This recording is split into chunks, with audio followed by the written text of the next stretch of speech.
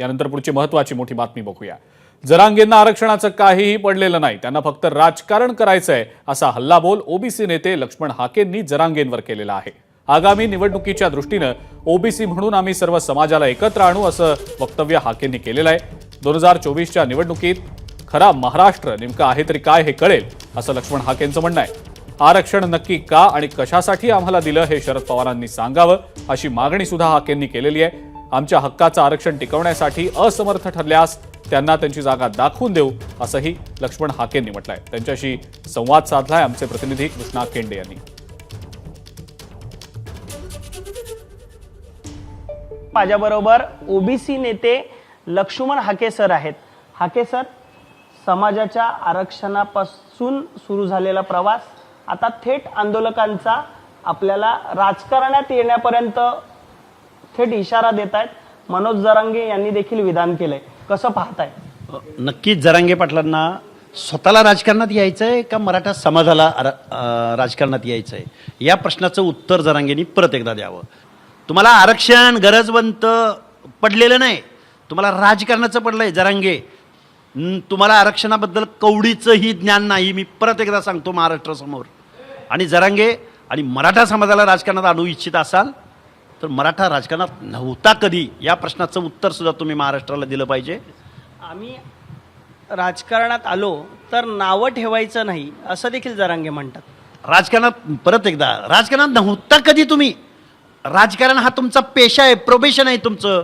ओबीसींच्या भटक्यांच्या हक्कानी अधिकाराविषयी भूमिका न घेणाऱ्या सगळ्या पुढाऱ्यांना, मग ते शरदचंद्र पवारांचं घराणं असो, मोहिते पाटलांचं असो की विखे पाटलांचं असो किंवा एखाद्या राजेश टोपेंचं घराणं असो, आम्ही महाराष्ट्रामधल्या रिपीट अगेन अँड अगेन निवडून जाणाऱ्या लोकांना निश्चित जाब विचारू, तुम्ही नक्की केलं काय?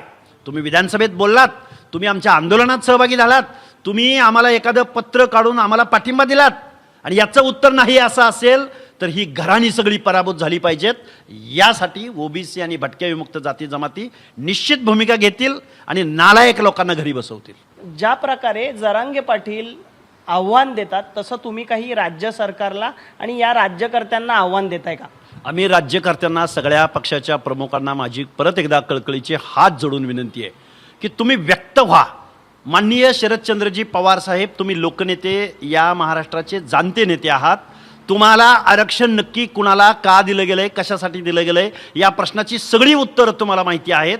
पण निवडणुका डोळ्यासमोर ठेवून जर तुम्ही शांत बसणार असाल तर ओबीसी सुद्धा इथून पुढच्या कालावधीमध्ये बघू। मग महाराष्ट्रात कुणाची संख्या नक्की किती आहे?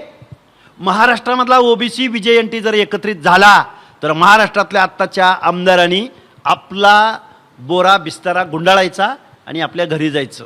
आगामी काळात निवडणुका आहेत, राजकारणात याल का? आणि जसं समाजासाठी मराठा आंदोलक जसं सांगतायत की वेळ पडली तर निवडणूक लढवणार वगैरे, तसं तुम्ही लढवणार का? आमच्या हक्काने अधिकाराचं संरक्षण करण्यात आत्ताचे आमदार, खासदार, पक्षप्रमुख जर परत एकदा सांगतो नालायक ठरणार असतील, कॉन्स्टिट्यूशनचं संरक्षण करणाऱ्या माणसांना निवडून देण्यासाठी आम्ही प्रयत्न करू।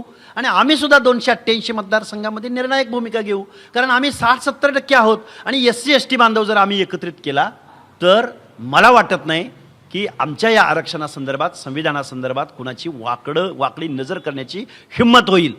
कळेल 2024ला नक्की फुले शाहू आंबेडकरांचा महाराष्ट्र कसा आहे। आगामी काळामध्ये खऱ्या महाराष्ट्राला नक्की SC NT OBC हे नक्की काय आहेत हे कळेल असा इशारा हा हाके सरांनी दिलाय।